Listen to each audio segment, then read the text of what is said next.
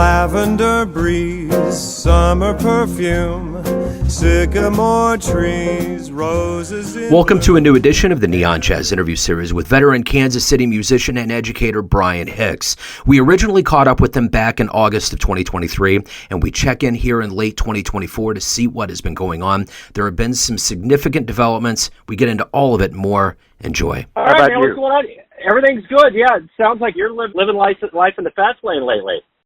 Well, man, it's been a big, been a hell of a year. I moved out of town and have, just kind of thrown myself into this Lawrence scene, but I'm also, doing my Kansas City stuff, but I wasn't doing as much stuff in Kansas City, the last, number of years, it's like, the work that, I was doing 30 years ago, when I was really busy, it's all going to guys 30 years younger than me. So yeah. That's just the nature of things. That's how life is, and so, but I'm in a different place now, and I'm kind of, like the new kid on the block, but I'm not a kid, so like I don't know. It's just, it's been a whirlwind, it's been great, and I'm commuting between here and Kansas City. I've been playing this, I just finished the second season, about ready to start my third season with Quality Hill Playhouse,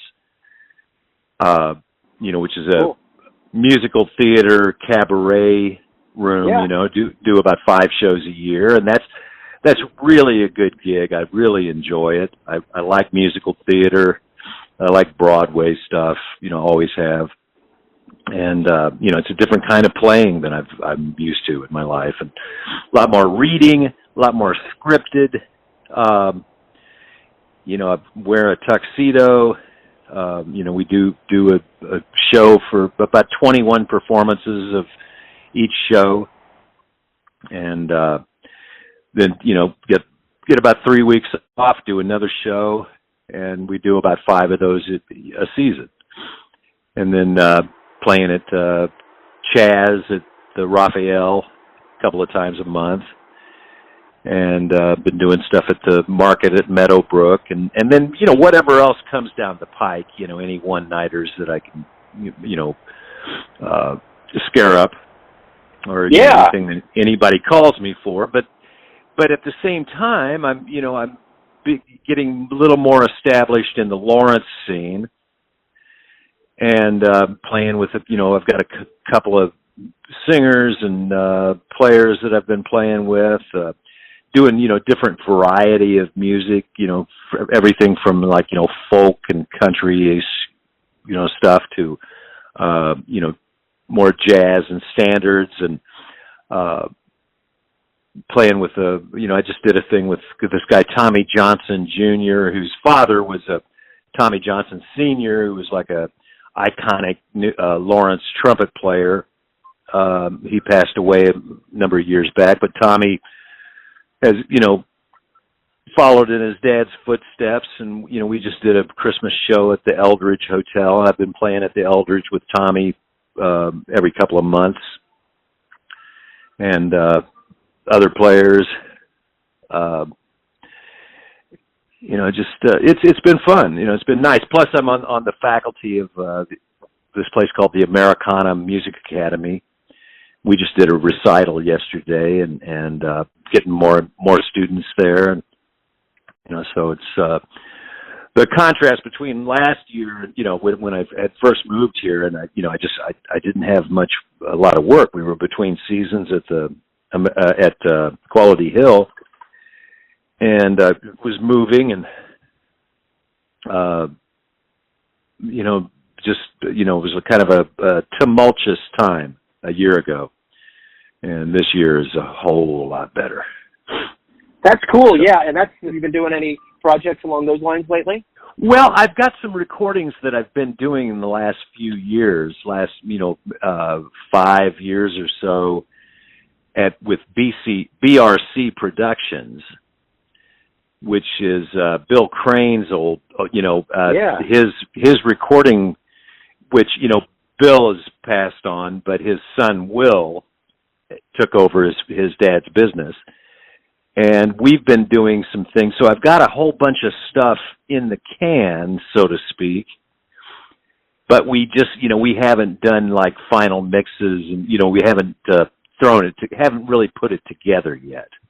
But that's a bunch of stuff that, with players ranging from, like my old YJ's group, which had like Adam Schlossman and Matt Leifer and Alyssa Murray and Matt Otto. Who else is involved in this? I've got a couple of things with Andrew Stenson playing bass and I'm playing guitar. Some things with Will plays piano on some stuff, but I just haven't thrown it all together. I still have to sift through that stuff and figure out what I want to release. Okay. And what some of it needs to be I want to do some redo the vocals, a lot of that stuff was, like student projects with Will's recording school. He's got an engineering school, and so we were taking like kids that had been through the whole thing, and it was their sort of their graduate project. And we would come in and, just give them a band to record. And that turned into a really nice, mutually beneficial thing for the school and for the recording studio and for all of us. And I did a few, during the pandemic, we did a few live streams down there as well, which worked out great because we've got a, professional, recording environment to just perform. We did, and some of that stuff turned out really, really well. It's like, just as, in the social media digital age, you find a lot of things that people do in recording studios where they videotape it, and just put it out on like YouTube and then it's, it's basically what, just putting out, releasing a 45 or something, used to be like 50 years ago. It's so much more immediate now. And a lot of the younger players are really in tune to that. I'm not so much because of my age, and I've had to adapt to the digital, modern age of, getting stuff out there. It's a different thing now, but that's the way it is, man. Yeah, it certainly is. So if you had to summarize what has happened, because we interviewed back in 23 and got a good, well-rounded view of your background and where you were at. If you had to summarize 2024 and then like pontificate a little bit on what you're anticipating in 25, how would you answer both of those questions? Well, I'll tell you what, 2024 has been a real challenge for me because I've had some little personal, family things that have happened. First and foremost is, I've relocated, so I've had to move my little brood, from one town to another. That was a challenge. And then,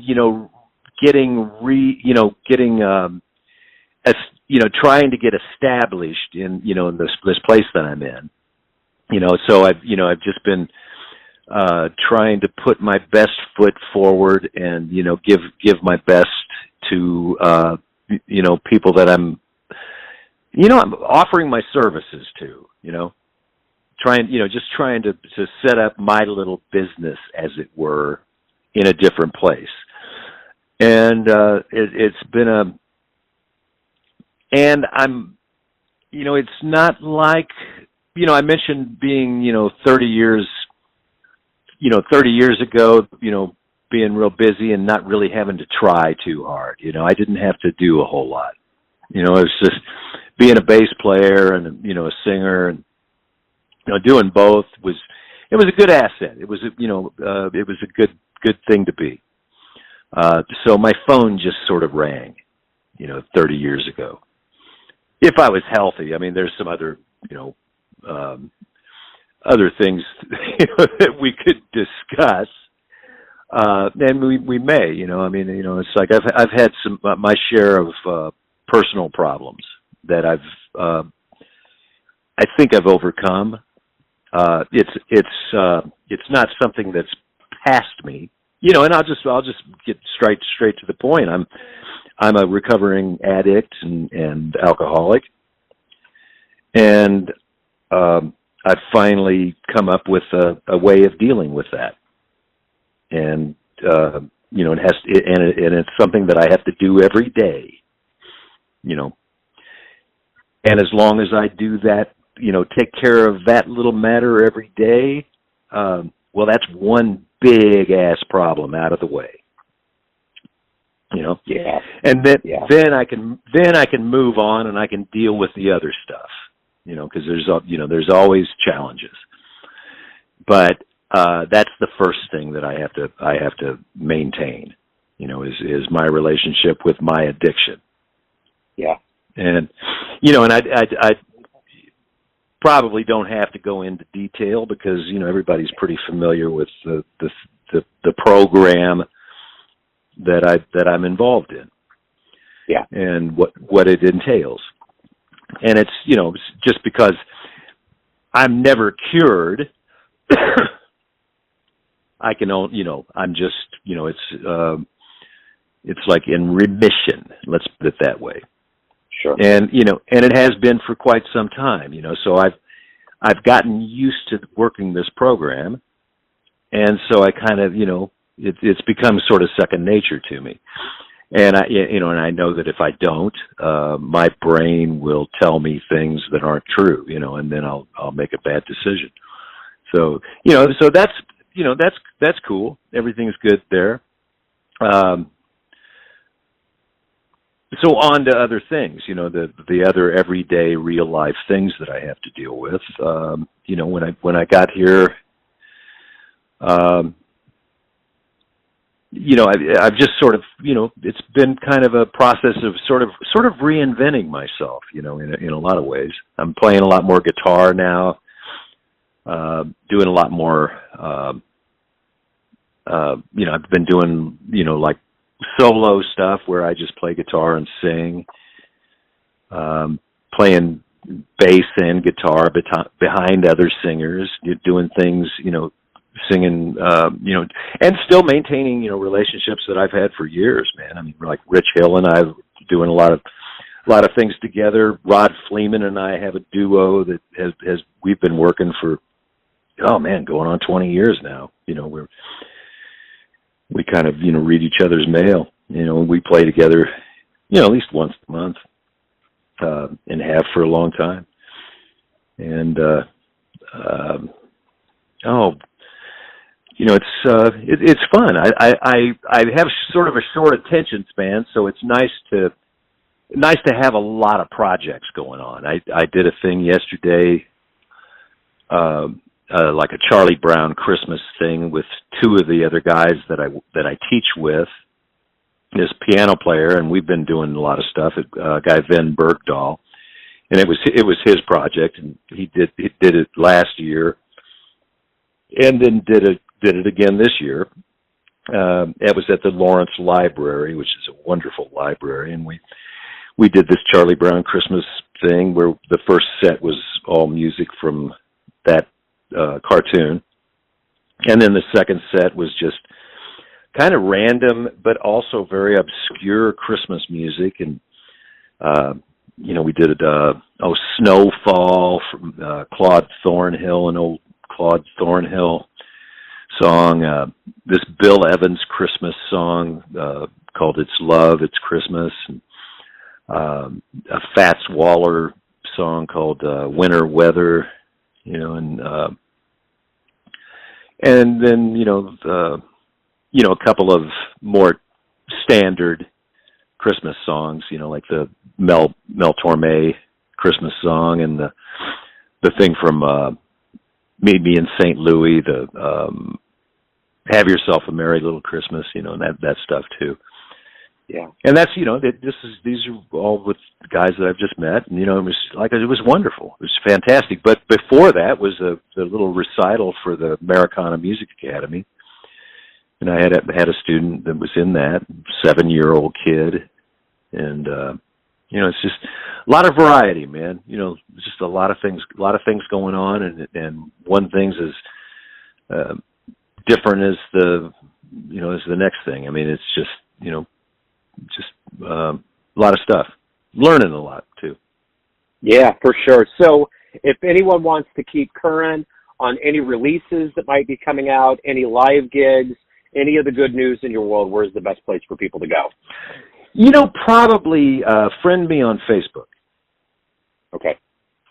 And it's Bryan with a Y, and a little picture of me and my dear departed little dog, or a picture of me and my daughter when she was real little. So that's Bryan with a Y Hicks on Facebook. Right on. Bryan, it's been great to catch up with you. I do have one other thing that I want to mention is that, Sure. I've got these strong connections with the foundation, with the old Kansas City thing. And I think we talked about this in the other interview about my brother-in-law's brother's movie, The Last of the Blue Devils. Yeah. Yeah. Okay. My brother-in-law and I are working on there's going to be a screening of The Last of the Blue Devils on October 10th of 2025. And it should be at the Gem Theater. Cool. And it's going to pay tribute to that, to these bygone guys, that were around when I first started playing. And I was down at the foundation every day, man. And, a lot of these guys were still alive. Most of them, so it was like, everybody from McShann to Claude Williams to, Sonny Kenner and, Herman Walder and Ernie Williams and, all these guys were still around. And so we're going to show this film and try to kind of round up as many people, from the inner city orchestra, which is why I was there, and, do this film screening and just try to pay tribute to that era of Kansas City jazz, which, there's not a lot of people that are connected to that alive anymore. And, so, and certainly not many people that had first-hand experience, rubbing elbows with those guys. And so, we're just kind of trying to keep, honor that tradition and pass that stuff on, and Chuck, I think Chuck Haddix, will be involved. We're, probably have some, panel discussions and I'll be in on those, and some other people. Chuck would be included on this. And that's something I see. I have to get in touch with Chuck and, a bunch of people to, try to make this thing a success. But that might be worth mentioning.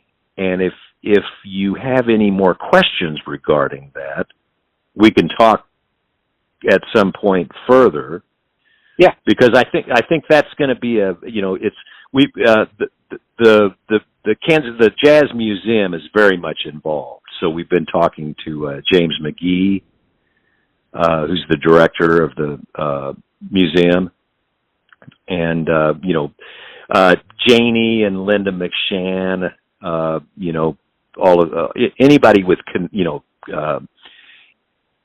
that's involved with the museum, and certainly people that have connections to that that group of cats, those guys that were around, so relatives. I know, like Ben Kennard's son. Just anybody like that's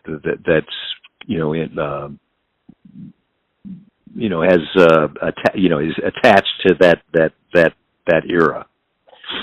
Because absolutely. It's really dear to my heart and to a lot of other people's hearts. I think Mark Pender, we're going to try to get Mark Pender to come in. Oh, cool. The trumpet player, and there's some other people. Will Matthews, and these guys. I mean, Will plays with the Basie band, and he knew all these guys, and there's ain't but a few of us left. Yeah. And so we're trying to milk all the stuff out of us while we're still around, Yeah, totally. I get it. Bryan, it's great to catch up with you. I think this gets me up to date with what's going on with you and where you've been and where you're going. So, thanks, man. Keep doing the good work out there, and hopefully I'll see you in person soon. Joe, right back at you, man. Thank you so much. It's been a pleasure. Yes, sir. Thanks for listening and tuning into another Neon Jazz interview, where we give you a bit of insight into the finest players and minds in New York, Kansas City, and spots all over the world, giving fans all that jazz. And thanks to Bryan for swinging on back by the show with all of his class and cool. If you want to hear more Neon Jazz interviews, you can find us on Spotify and Apple Podcasts. Subscribe to us at YouTube, and for everything Neon Jazz, go to theneonjazz.blogspot.com. Until next time, enjoy the jazz, my friends. Oh, what a night for love. Now everything's right. Oh, what a night for love.